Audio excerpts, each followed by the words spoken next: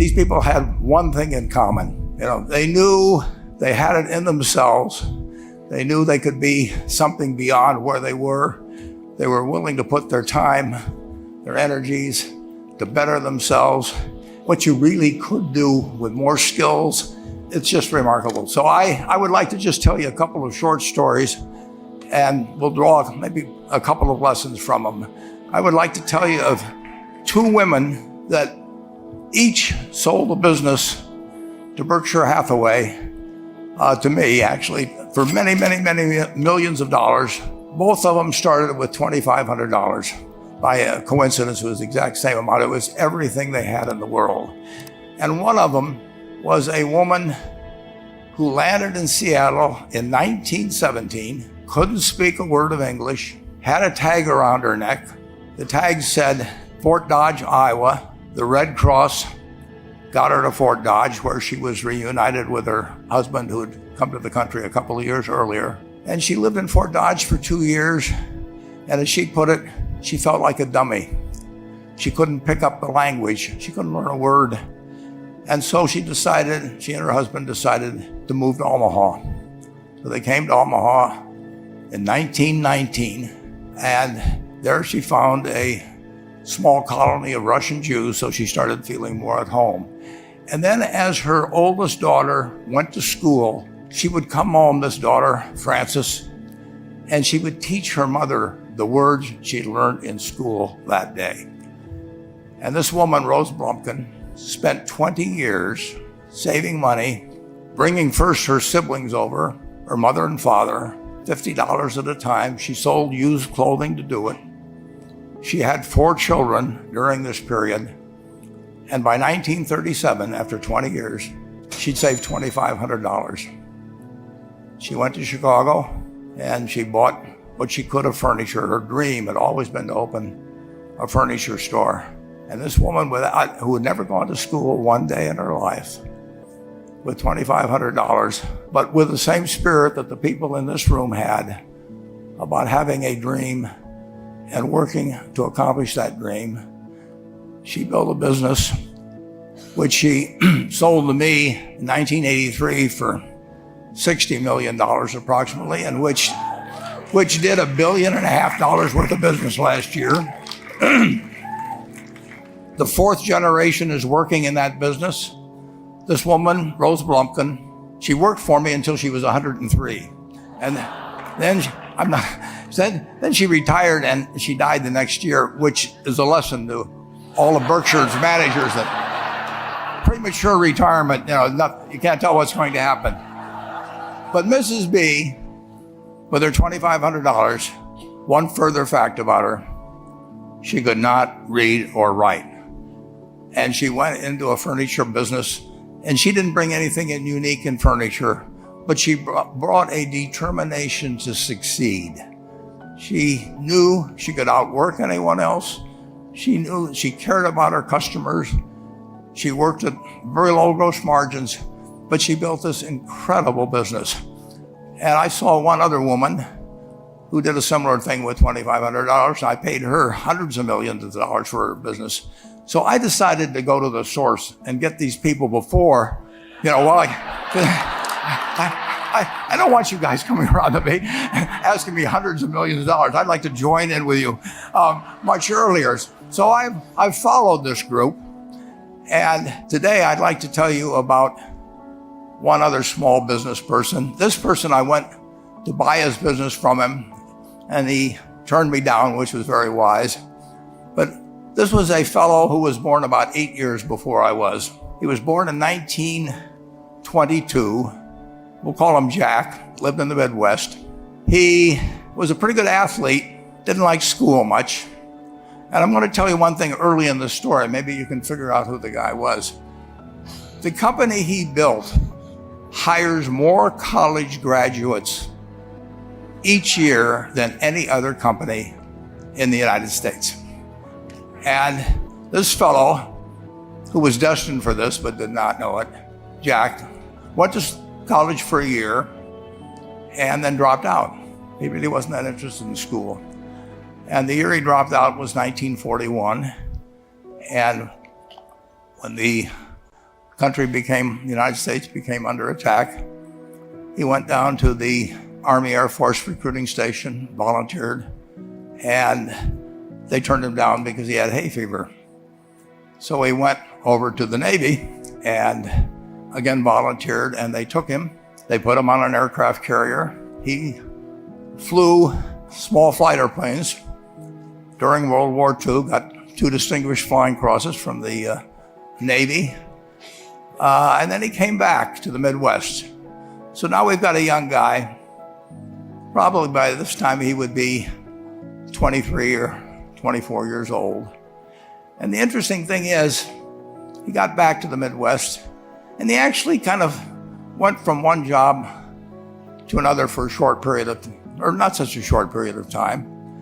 And he finally became a used car salesman at a Cadillac dealership in St. Louis, Missouri. And at age 35, having moved up in the organization, the sales organization, he said to his boss, "Could I go into car leasing business with you?" The boss said, "Well, if you'll cut your salary in half and you'll come up with, I think it was $25,000, which he borrowed, we can become partners in a car leasing company." So my friend Jack started at age 35 in the car leasing business. And he had 7 cars. It was pretty slow. In fact, one of the things he did was whenever the phone rang, he let it ring 3 or 4 times so people would think that he was very busy answering other phones. And of course, it was the only call he was going to get all day. So his first venture was okay, but it wasn't really going to go anyplace. And there's a lesson in this for all of us. At age 40, he decided, with 17 vehicles, 17 cars, he was going to go into competition in the rent-a-car business. So now he's taking on Hertz and Avis and National and people like that who have hundreds and hundreds of thousands of cars. And he's got 17 cars, and his cars aren't any different than theirs. I mean, he's buying them from General Motors or Ford or Chrysler. And he can't get the airport locations. Those companies have them all sold up. But he was determined that he would basically offer the customer, can't offer him a different car, but he can offer him friendlier service than they've ever seen. And so he started a company.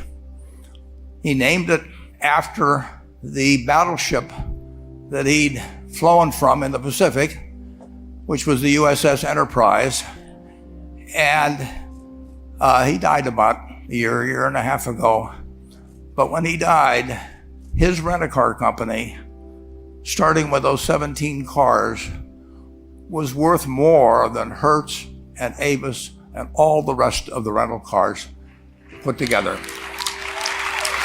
The man's name was Jack Taylor, and his son, Andy Taylor, is a good friend of mine, runs the business now. A grandchild is in the business. There'll probably be a 4th generation along the line. So this man in the United States, he didn't invent artificial intelligence. He didn't do anything that, just like Mrs. B selling furniture, I mean, that any one of us could have entered those businesses. But he lived by the creed, basically, of delighting his customers and working with people and establishing the relationship with them so that they in turn would want to delight the customers. He couldn't go out there and take care of every rental car possibility, but he learned how to project himself and his attitude toward his fellow man and his desire, to make a friend out of every customer. He managed to take very ordinary cars and turn them into this extraordinary business from virtually nothing. And it illustrates several points. One is, you don't necessarily get it right exactly right the first time. I mean, the car leasing business, basically you were competing on the cost of money to finance cars. And it's very hard to delight a customer when you just give them the car and tell them to send you a monthly check for 5 years and you'll be back at that time. So his talents were being wasted basically in that business. But at the age of 40, with all of that experience behind him, he found the golden key. He took a very ordinary business and turned it into an absolutely extraordinary operation, just like Mrs. B or Rose Bumpkin did with furniture. And he didn't worry about whether the Federal Reserve was going to tighten or ease. He didn't worry about whether the stock market was up or down yesterday. He didn't worry about the things he couldn't change, but he did focus on the one thing he could change, and that was the customer's experience. And I have seen the one that got away, Enterprise. I went down to Florida and tried to talk him into selling to Berkshire, and he was smart enough not to do it. Probably the value of the company has quadrupled since I made that visit. But he was smart enough to see that he would find that business. Henry Ford, as you may know, failed twice before he started the Ford Motor Company in 1903. I mean, the test isn't whether you get the greatest business idea in the world the first time out. The test is whether you keep learning as you go along what your strengths are and what you can do for your customers, what you can bring especially to the party. And to do that, you need the education that I know you've received through 10,000 small businesses, but you need a genuine desire day in, day out to delight the customer. I've never seen a business, and I've seen a lot of businesses, but I've never seen one that delights the customer that doesn't succeed. I mean, what you want is that customer the next day when they think, do I want to rent a car or do I want to buy some furniture? What goes through their mind? You know, it's the place where they've had a great experience. I don't know what I paid for this tie. Actually, probably if somebody gave it to me, but for the purposes of this speech, I will say I have no idea. But or the shirt I'm wearing, or this. But I do know, I will remember how I was treated when I bought it. I mean, you long forget about the price, but you never forget whether you had a good experience or a poor experience with the purchase experience. And you'll have a hard time finding a person that's had a wonderful experience, a delighted experience in purchasing anything that isn't going to come back.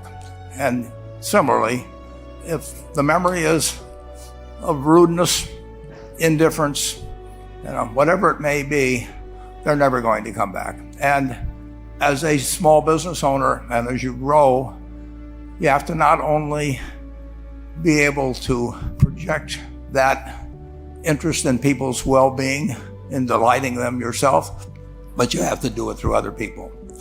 And you won't be able to do it through people who themselves do not feel they're being fairly treated, that their views aren't appropriately considered.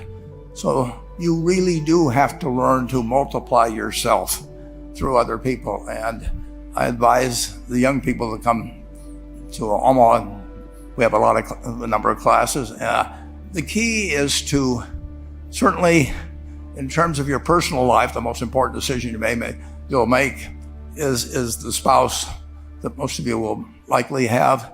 And it's very important to surround yourself with people that are better than you are. You are going to move in the direction of the people you associate with. So you constantly, I've been enormously lucky in that respect. I mean, I've just had teachers and friends and a spouse that really was a better person than I was. And I had enough sense to learn from these people that life went better if you behave better yourself. It took a while. So I advise you to seek out, as your partner in business, your partner in life, whatever it may be, look for the people that actually are examples to you rather than somebody that you think you need to straighten out yourself. And simple rules like that, delighting customers, working through other people, associating with people that will cause you to move in a better path than you might otherwise have, they will take you so far in life that it's hard to believe. I mean, they took Rose Blumpkin without being able to speak a word of English.